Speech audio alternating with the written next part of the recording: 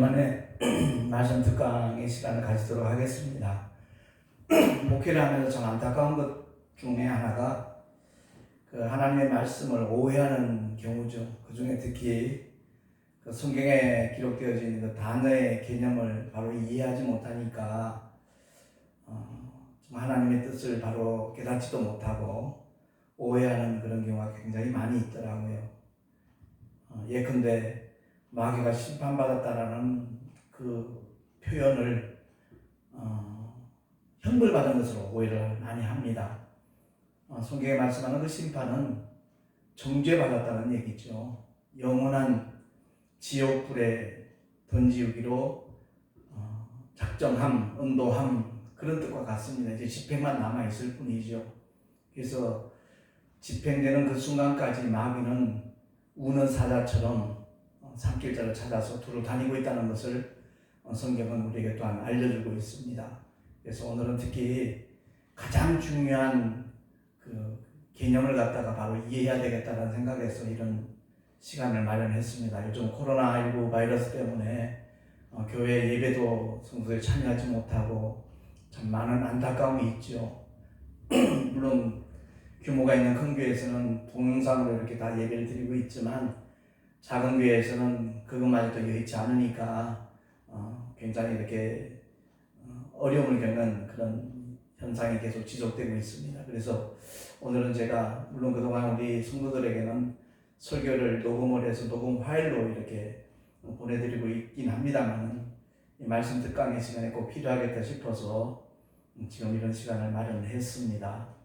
성경에서 가장 많이 오해되는 단어 중에 하나가 생명과 사망입니다. 그래서 성경에 말씀하는 생명은 영원한 생명을 가리키는 것이고, 결론적으로 말씀드린다면 성경이 가리키는 사망은 둘째 사망을 말씀하는 겁니다. 영원한 지옥불에 던져져서 끝없는 고통을 받는 형벌을 가리키는 거죠. 그래서 메뉴에 나와 있듯이 성경에서 오해하는 단어들 가운데 생명과 사망을 가장 많이 오해를 하는데, 거기에 대한 개념만 바로 가져도 그렇구나 하는 이해가 가능할 것 같습니다. 창세기 2장 27절에 보면 하나님께서 아담에게 그렇게 말씀하셨잖아요. 선악과를 먹는 날에는 정령 죽으리라 그랬습니다. 근데 그 아내가 따주는 선악과를 먹고 그 현장에서 아담은 죽지 않았거든요. 거기서 말씀하는 죽음은 영의 죽음을 가리키는 겁니다. 그러니까 아담이 선악과를 따먹는 순간 분명히 몸과 마음으로 죄를 지은 거잖아요. 하나님께서 절대 먹지 말라 명하신 그 계명을 아담이 범하는 겁니다. 아내가 주니까 먹었나이다라고 고백을 하지요. 그래서 아담의 그 불순종 때문에 결국 모든 인류는 영이 죽은 상태에서 이 세상에 태어나는 겁니다. 영이 죽었다는 말은 영이 소멸됐다라는 그런 뜻이 아니라 하나님을 알 수 있는 어떤 능력이 완전히 마비된 상태에서 세상에 태어난다라는 그런 뜻이죠. 그러나 하나님께서는 그것으로 방관치 않으시고 여자의 후손이 와서 뱀의 후손의 머리를 상하게 함으로 말미암아 인류를 구원할 것을 약속을 하시죠. 소망의 메시지를 주셨죠. 그래서 정작 하나님의 아들 예수 그리스도께서 2000년 전 이 땅에 오셔서 요한복음 3장 5절에 나와 있듯이 물과 성령으로 거듭나지 아니하면 하나님 나라에 들어갈 수가 없다라고 분명하게 알려주셨습니다. 그러니까 죄와 허물로 죽었던 우리가 하나님의 약속인 여자의 후손으로 이 땅에 오신 하나님의 아들 예수 그리스도를 믿음으로 말미암아 그 믿는 순간에 죽었던 영이 살아나는 거죠. 그래서 사도 바울도 에베소서 2장 1절에 말씀하듯이 너희의 허물과 죄로 죽었던 너희를 살리셨도다. 이 말씀의 의미가 바로 그겁니다. 아담의 문제를 위시하여 우리가 이 세상에 태어나서 마음으로 몸으로, 말로, 행동으로 얼마나 많은 허물들이 나타납니까? 얼마나 많은 죄를 짓습니까? 그 허물과 죄로 이미 죽은 상태로 이 세상에 태어난 데다가 우리의 자범죄까지도 더하여지니까 완전히 하나님과는 무관한 그야말로 마귀의 자식으로 살아가는 거죠. 그러한 우리를 하나님께서는 독생자를 보내셔서 우리를 살리셨다라는 것을 사도 바울이 복음을 깨닫고 난 다음에 다메섹 도상에서 부활하신 주님을 만난 후에 성도들에게 그렇게 가르쳐 주는 겁니다. 그래서 베드로도 한때는 지상낙원을 꿈꿨잖아요. 그가 수제자라고 우리가 다 알고 있듯이 배와 부친을 다 버리고 주님을 쫓았던 대표적인 인물이잖아요. 요한도 마찬가지지만. 그런데 종려주일 그야말로 예루살렘 입성하시는 새끼 나귀를 타고 입성하시는 예수님의 모습을 보고 군중들이 환호를 합니다. 그 모습을 보면서 그 광경에 현장에 있는 베드로의 마음속에 남아 마음이 무척 설렜을 거예요. 들떴을 겁니다. 드디어 우리 주님이 유대인의 왕으로 등극을 하시나 보다. 만약 주님이 유대인의 왕으로 오르시면 나도 한 자리는 차지할 수 있겠지. 마음이 무척 들떴잖아요. 그래서 깨어 기도해야 될 겟세마네 동산에서 주님의 기도 시간에 그는 좋을 수밖에 없었어요. 왜냐하면 마음이 들떠서 누가 주의 우편에 누가 주의 좌편에 앉을까? 제자들끼리 그거 논의하느라고 마음이 들떠서 잠을 못 잤거든요. 그러니까 정작 육신의 연약함이 있으니까 땀방울이 흘려서 핏방울 되기까지 기도하시는 주님의 마지막 그 기도에 베드로와 요한과 야고보 변화산에도 따라갔던 그들이 그만 조롱을 이기지 못하고 기도에 실패하지요. 어쨌든 한때 지상낙원을 꿈꿨던 베드로였으나 그가 주님을 3번씩이나 부인을 하고 이제 십자가의 사건 이후에 부활하신 주님이 다시 만나러 오셔서 그들에게 분부하시잖아요. 아버지께서 약속하신 그 능력이 너에게 입히울 때까지 이 성에 유하라. 예루살렘 떠나지 말라. 그 말씀을 마지막으로 위임을 받고 오순절 마가다락방에서 성령이 임하시는 그 순간까지 그는 그 자리를 더 이상 떠날 수가 없었지요.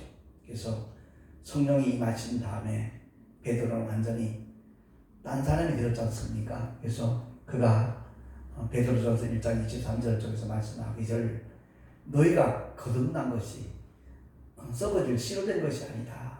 썩지 않으면 항상 있는 하나님의 말씀 곧 복음으로 너희가 거듭난 것이다 라는 사실을 일러줍니다. 그래서 거듭난다는 이 말씀의 의미가 바로 죽었던 영이 그 기능을 회복한다는 거지요.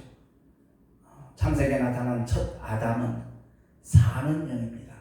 다시 말해서 절대 육체가 죽는다고 해서 그 영이 소멸되지 않는다라는 그런 뜻입니다.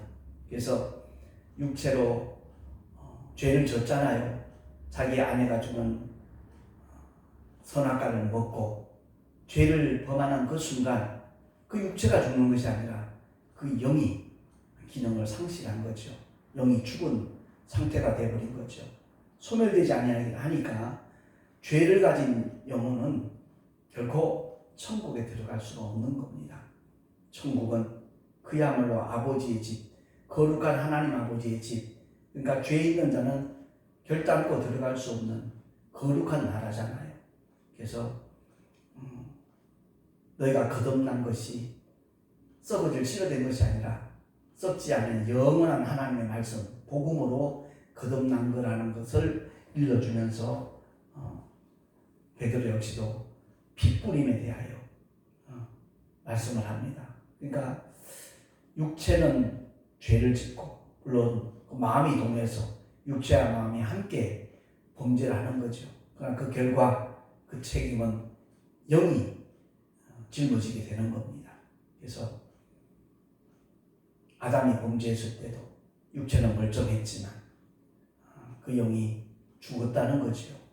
그리고 난 다음에 하나님의 아들이 이 땅에 오셔서 제자들에게 분명하게 일러주신 말씀, 물과 성령으로 거듭나지 않으면 결코 천국을 볼 수도 없고 들어갈 수도 없다라는 하나님의 뜻을, 하나님의 말씀을 일러주시죠. 그리고 주님이 이제 십자가에서 죽으시고 사흘 만에 부활하실 것을 비로소 말씀을 하셨는데, 그 말씀을 바로 이해하지 못하니까 많은 사람들이 시험 들어서 예수님 곁에서 떠나지요. 자기의 살과 피를 우리에게 어떻게 먹고 마시게 하는가. 주님 하신 말씀을 성령으로 이해를 해야 되는데 자기의 어떤 경험이나 자기 수준에서 그 말씀을 받으니까 걸림이 된 거지요. 그때 주님께서 제자들에게 너희도 떠나려느냐라고 질문했을 때 베드로가 고백하잖아요. 영생의 말씀이 계시오매 우리가 뉘게를 떠나겠냐고. 그때 주님이 다시 한번 일깨워주는 메시지가 바로 살리는 것은 영이니 육은 무익하니라 말씀하는 겁니다. 그러니까 물과 성령으로 거듭난다는 이 말씀은 물은 하나님의 말씀이고요. 성령은 그야말로 진리의 영이신 보혜사 성령 하나님을 말씀하는 거지요. 그래서 살리는 것은 영이니 육은 무익하니라, 이 말씀을 우리가 바로 깨닫기만 하면 말씀이신 하나님이 이 땅에 오셔서 십자가에서 피 흘려 죽으시는 그 사건이 인류의 모든 죄를 사하신다는 겁니다. 분명히 우리가 기억해야 될 것은 예수님의 육체는 우리와 수준이 다르다는 사실을 알아야 됩니다. 다시 말해서 예수님의 성육신은요, 말씀이신 하나님, 영이신 하나님이 육신을 입고 이 땅에 오신 겁니다. 그러니까 동정녀 마리아의 태를 빌려서 성령의 권능으로 하나님의 아들이 육체를 입고 이 땅에 오셨는데, 그 육체는 흙으로 만들어진 것이 아니라 말씀이신 하나님이, 영이신 하나님이 인카네이션, 성육신 하신 겁니다. 육신을 이루었다는 거죠. 그러니까 십자가에서 깨뜨리신 주님의 몸은, 주님이 흘리신 피와 찢기신 살은 바로 우리 인류의 영의 문제를, 영혼의 문제를 대속하는 죽음이라는 겁니다. 주님의 육체의 깨뜨림은 결국 우리 영원한 영의 문제, 그 죄의 문제, 그 문제를 해결할 수 있는 것이죠. 그래서 첫 아담은 사는 영이고, 둘째 아담 혹은 마지막 아담이라고도 표현하는 하나님의 독생자 예수 그리스도, 우리의 구주 예수님은 살려주는 영으로 오셨다라고 사도 바울이 고린도전서 15장을 통해서 분명하게 우리에게 일러주고 있는 겁니다.